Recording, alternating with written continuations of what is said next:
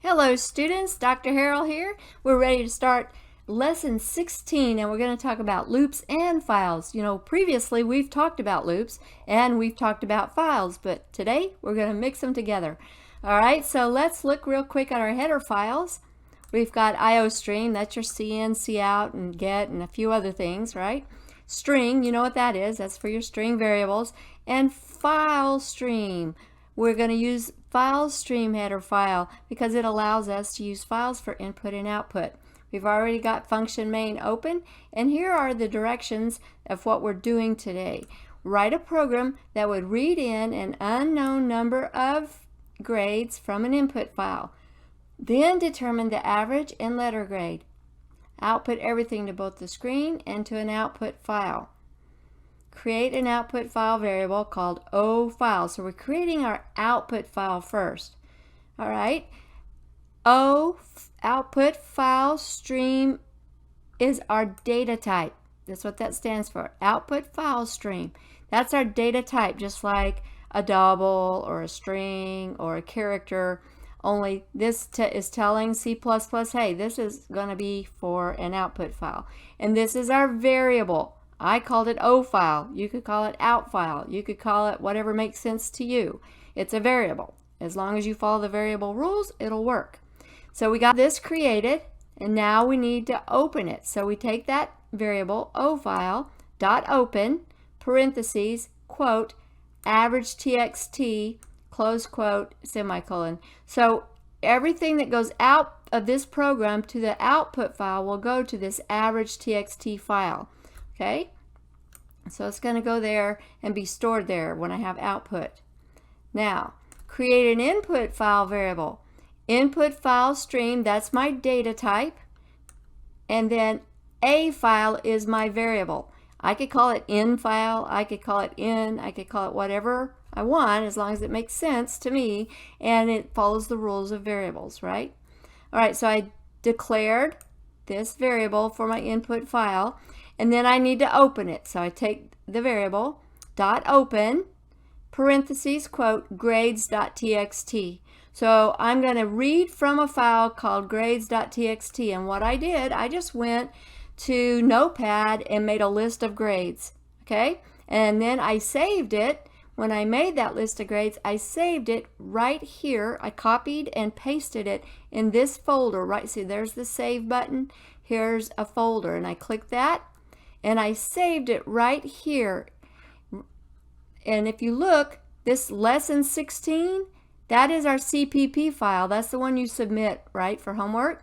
So it's in the same folder or the same directory as my program is located. That way I don't have to tell it where it's located. If I had it on a thumb drive or somewhere else, then I would have to tell it where it is inside those parentheses, right here. I'd have to have like h:\/ or tell it what directories it's located in. But since they're together, I don't have to do that. Okay, so there's my grades.txt. Let me show you. I just created it, and since I pasted it in that folder, I can open it and it creates this little tab. So if I double click this, it'll open up in this little tab here where I can see my grades.txt file. And then I'll go back to the programming tab. There, now I'm going to scroll down, and I have a little piece of program right here. It's going to ensure the input file was found.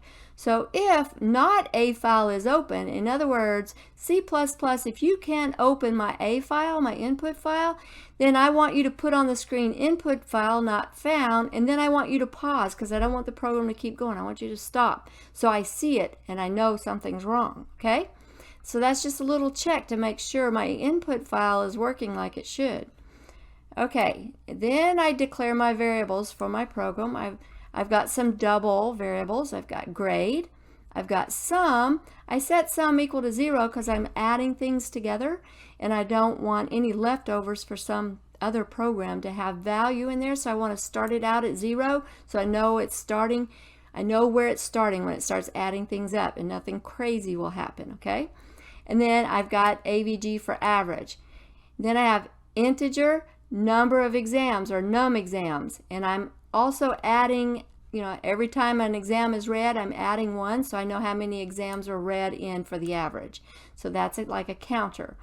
Okay, a file, which is a variable, works just like cn. Okay, so it works just like cn, except a file is for files. So, or if I had named it in file, it would work just like cn. Okay, you get the idea? All right, here is our loop. While not a file dot end of file. So while we're not at the end of file, do this loop over and over.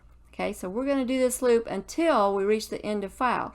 Once we reach the end of file, this loop will stop. This loop will continue until the end of the file has been reached. Okay, so once you hit the end of file, then the loop stops. Then we say a file is grade. So that's the same as cn grade. They're reading the grade, only you're reading it from a file. Nobody's typing on the keyboard. Instead, they're going to this file, grade, and they're reading it, okay? So they read the grade. The first grade is 89. So it reads in 89, and then sum plus grade. So 89 plus sum's 0 right now, so sum is 89 after that first loop. Then num exams was 0, but now we're going to add 1 to it, so num exam is 1. Then we're going to see out to the screen, grade number, num exams, which is 1 right now, colon, and then the actual grade, which was 89.